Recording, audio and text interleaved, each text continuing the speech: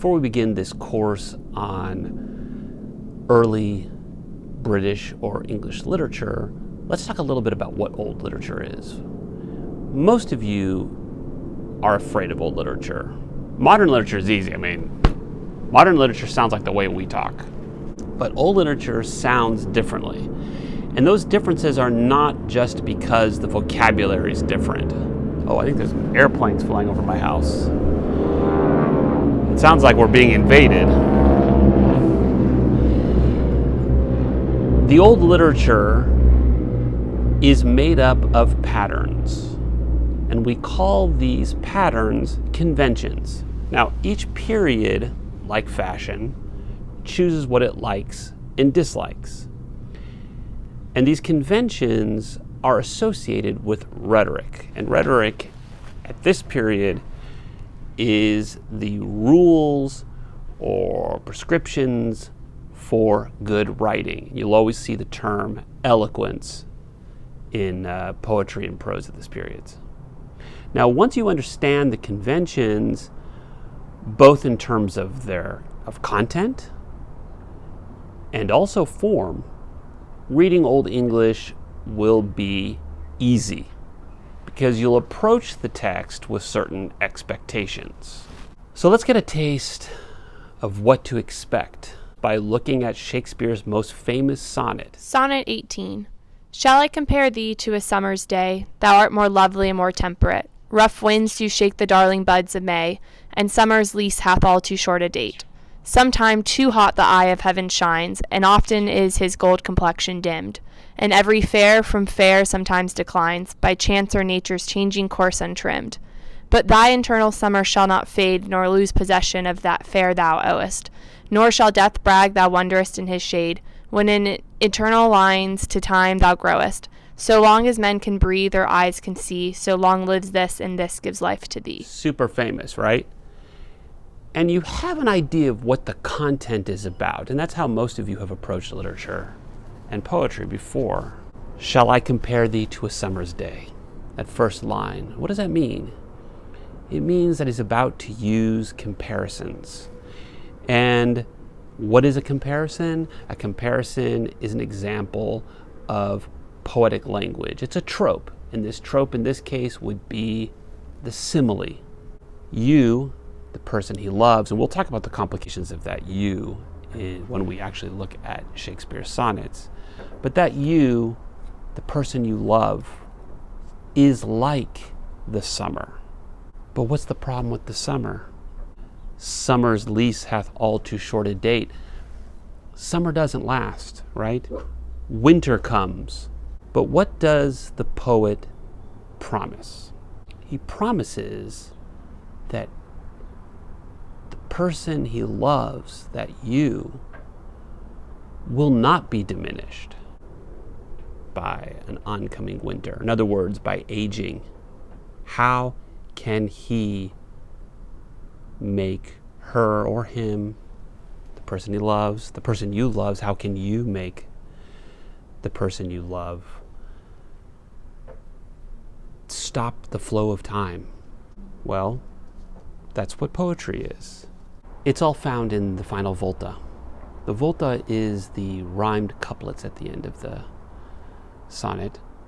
So long as men can breathe or eyes can see, as long as people exist, so long lives this. And this thing he's referring to is the poem. So long as this poem exists, this gives life to thee. In other words, the poem he's written for the person he loves will last forever. Time may destroy their physical beauty, but the poem will immortalize that original beauty, that original summertime beauty. I mentioned that there were rhymed couplets. Well, that's a feature of a particular pattern, and that pattern is called a sonnet. Now, a sonnet is a genre associated with the Renaissance. Now, genres are forms that organize a text in expected ways, and in that sense, they are repeatable. They are forms that are called upon to do something. But you don't know what a sonnet is right now. A sonnet is a 14-line poem. And you can count the poems. I can tell you that this particular sonnet is called a Shakespearean sonnet. And it has a particular form as well that organizes the sonnet's soundscape. In this case, the pattern is made up of quatrains, and quatrains are a stanza of 4 lines. So you can find them by looking at the rhyme scheme. Day, temperate, May, date. Date and temperate, that they rhyme, but that's an example of where Elizabethan pronunciation differs from our modern American pronunciation. So A, B, that's what we call the quatrain. How do I know it's a quatrain? Because the next word is shines, and that changes. Shines, dimmed, declines, untrimmed. Notice that each rhyme is given a letter. Fade, oast, shade, grossed. And then it ends with a rhymed couplet. See thee.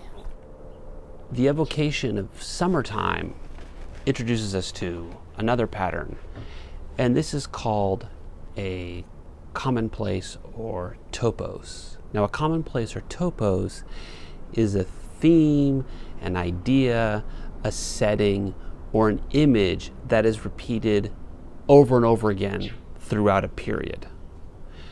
So when you evoke summer, you are evoking a topos.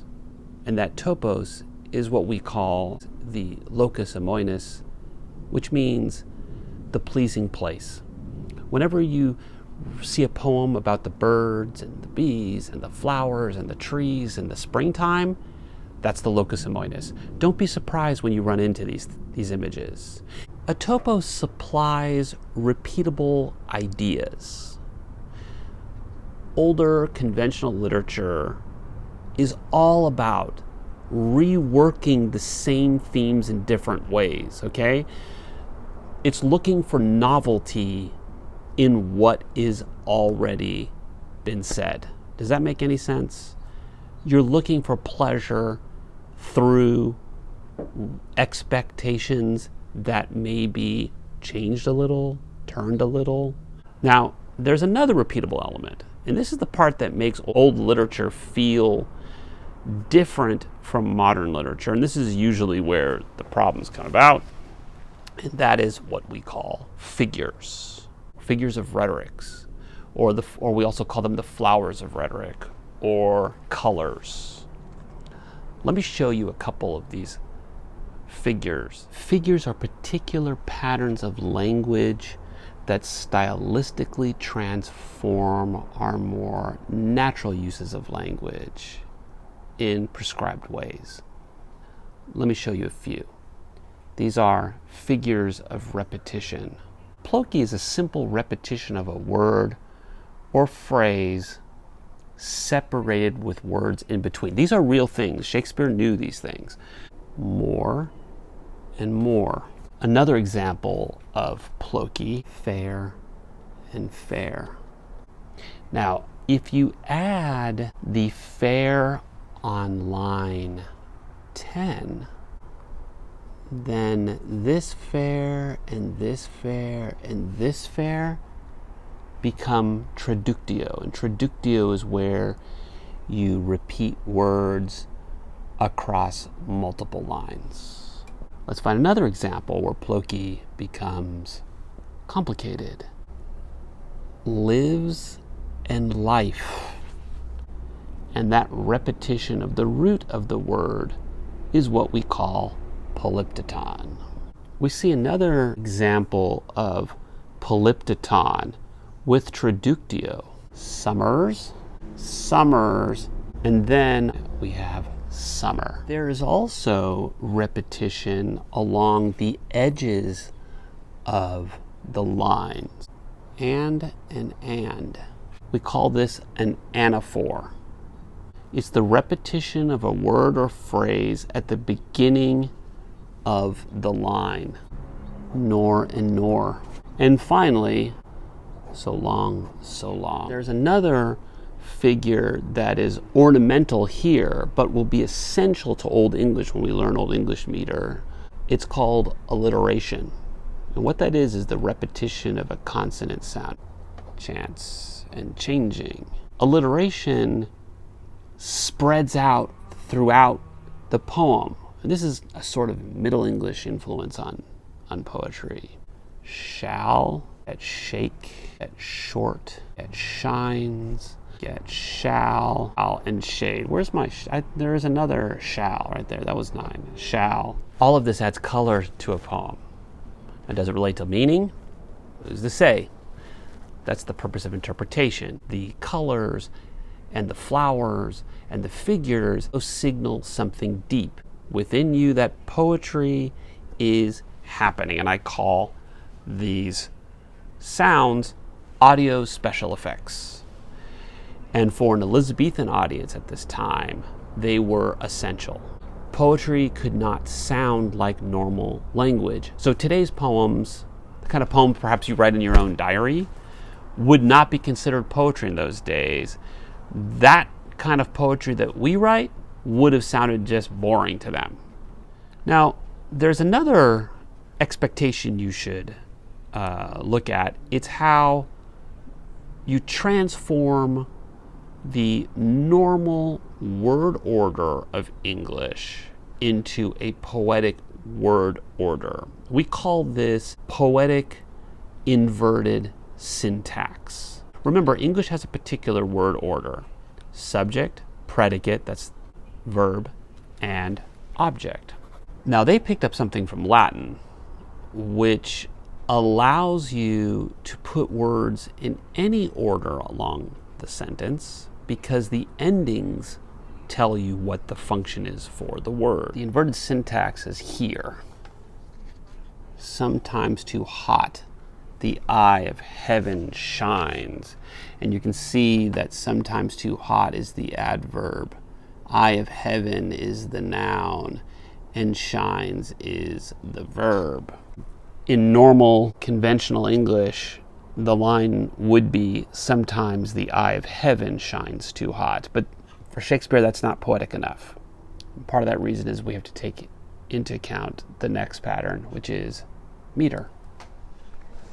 Now, we're going to talk a lot about meter in this course because it helps you understand how a poetic line is organized using weak and strong syllables to create a kind of rhythm.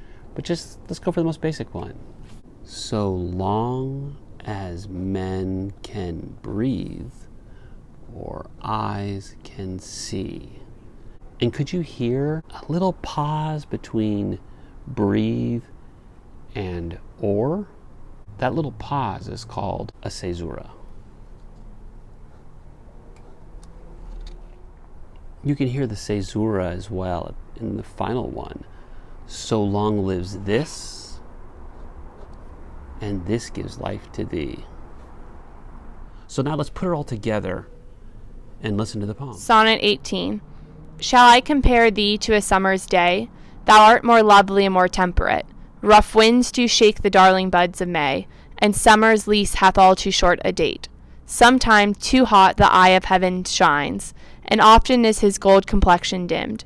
And every fair from fair sometimes declines, by chance or nature's changing course untrimmed. But thy eternal summer shall not fade, nor lose possession of that fair thou owest, nor shall death brag thou wanderest in his shade, when in eternal lines the time thou growest. So long as men can breathe or eyes can see, so long lives this, and this gives life to thee. Alright guys, don't forget to like and subscribe and ring that notification bell.